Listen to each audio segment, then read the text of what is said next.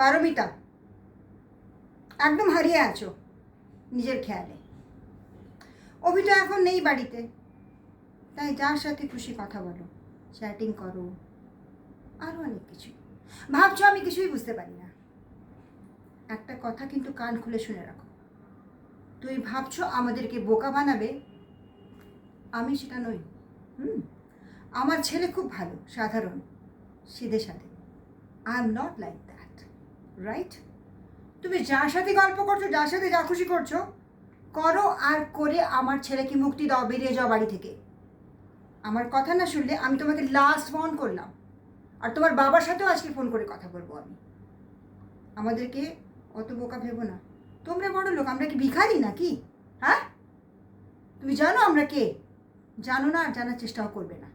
বেরিয়ে যাও এখান থেকে, আর একবার যেন বলতে না হয় আমাকে।